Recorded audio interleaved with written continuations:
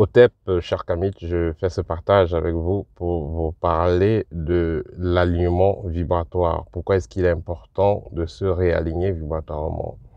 Et qu'est-ce que c'est? En fait, ça va ressembler légèrement à la montée vibratoire, parce que il est clair que on gagnerait toujours à rester dans une vibration haute, peu importe les tracasseries de la vie, peu importe les expériences douloureuses, peu importe tout ce qu'on peut avoir comme changement, que ce soit lié à nos émotions, que ce soit lié aux activités que nous avons l'habitude de faire, il est très important de rester aligné vibratoirement.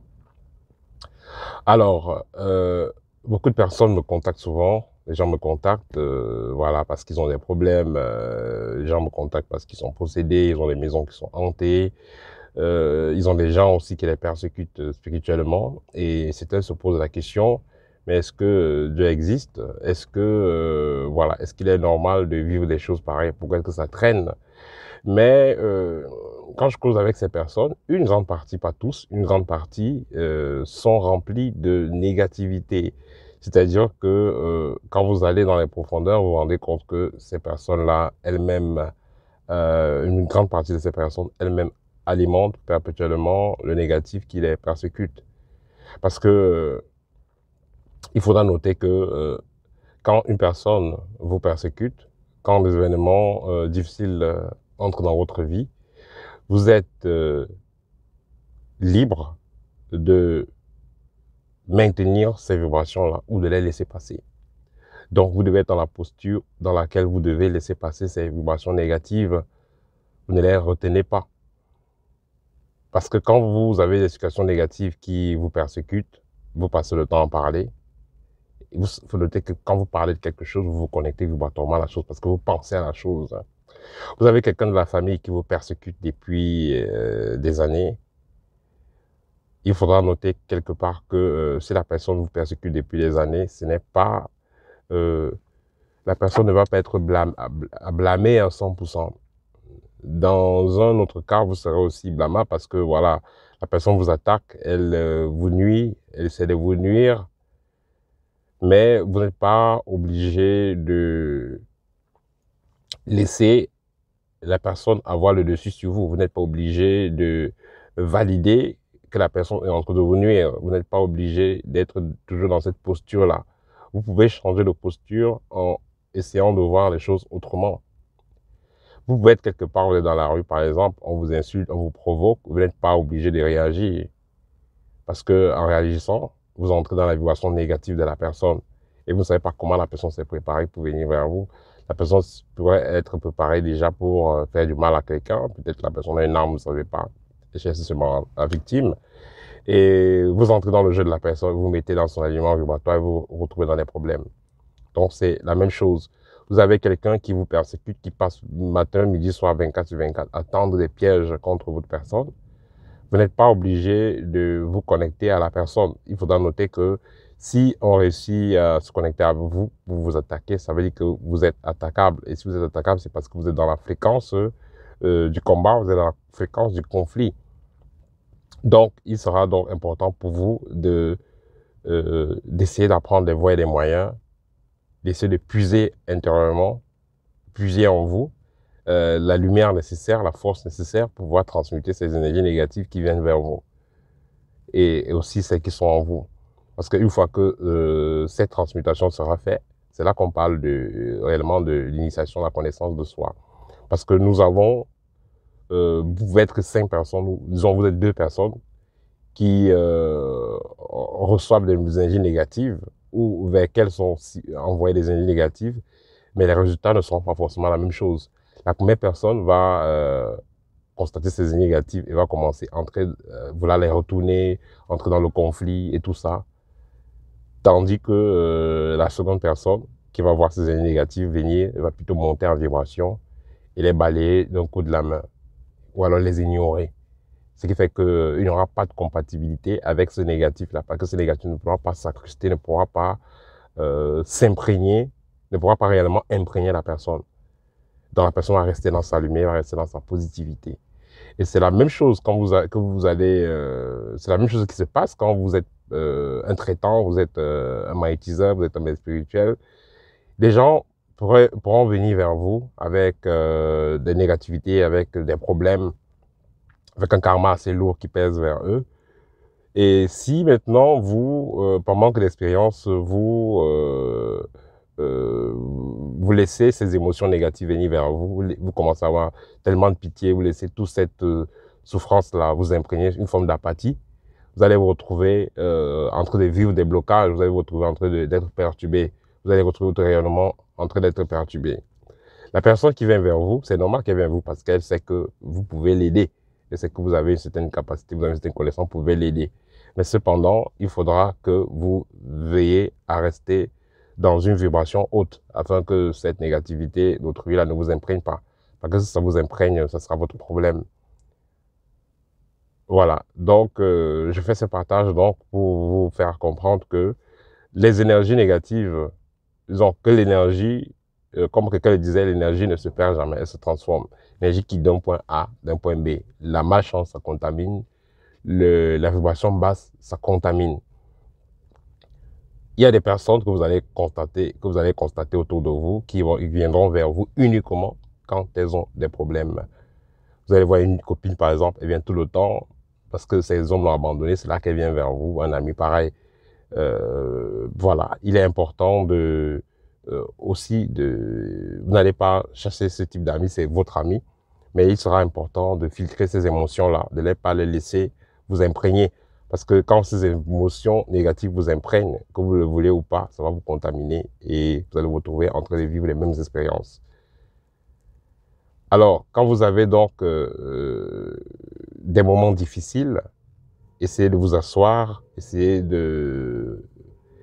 d'essayer de comprendre. Vous asseyez, vous faites un peu de vide en vous, vous essayez de comprendre quelle est l'origine de ce problème. Pourquoi est-ce que ce problème est? Qu'est-ce que vous devez apprendre derrière ce problème? Parce que je rappelle que un problème ne vient pas en vous. L'univers ne vous envoie pas un problème à gérer si vous n'y êtes pour rien, de un.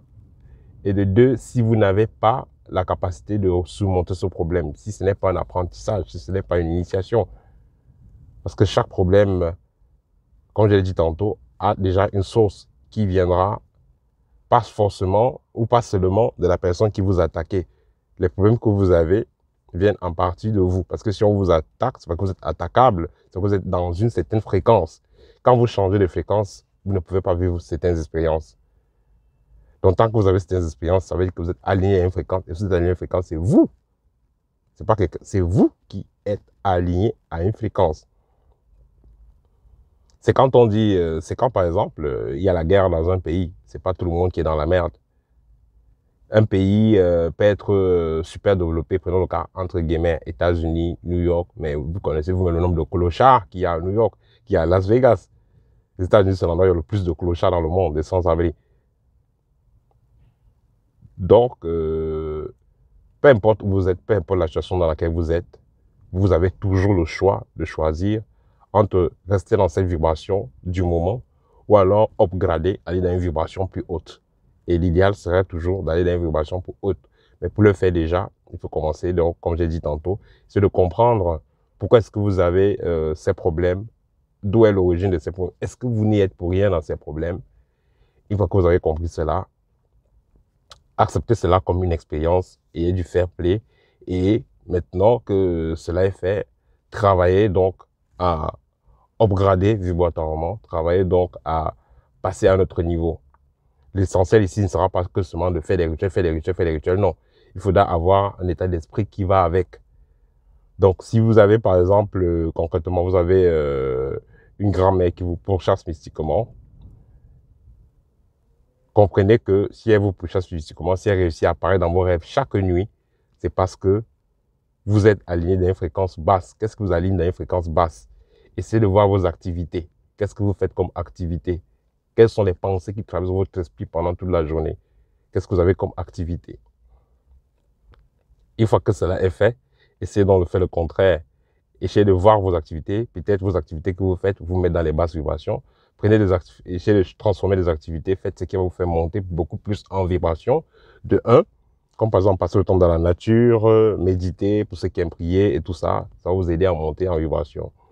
Ensuite, essayez de travailler de telle sorte que ce ne soit pas que des rituels. Donc, ce ne soit pas que allumer de l'encens, faire des trucs.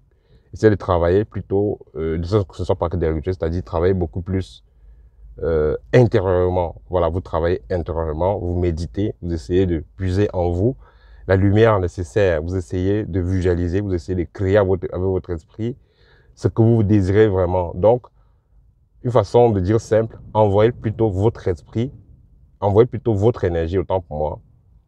Faites plutôt travailler votre esprit sur ce que vous voulez. Votre énergie doit travailler sur ce que vous voulez. Vous devez envoyer votre énergie sur ce que vous voulez. Qu'est-ce que vous voulez? La liberté, la santé, le bonheur.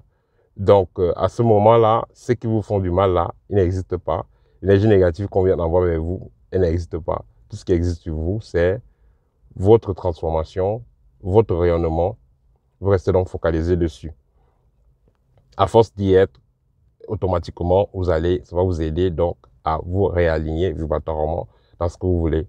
Parce que les expériences que vous avez au niveau onérique, que vous avez dans votre vie, ça dépend de ce à quoi vous passez le temps à penser. Ce dont vous passez le temps, ce que vous passez le temps à prononcer, tout ça vous aligne vibratoirement dans des fréquences infernales.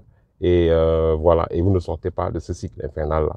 Donc, il sera donc important de méditer dessus, apprendre à vous réaligner vibratoirement que de passer le temps à vous plaindre. Parce qu'en vous plaignant de quelque chose, vous ne faites que amplifier cela. Vous ne faites que donner du pouvoir à ceux qui vous persécutent.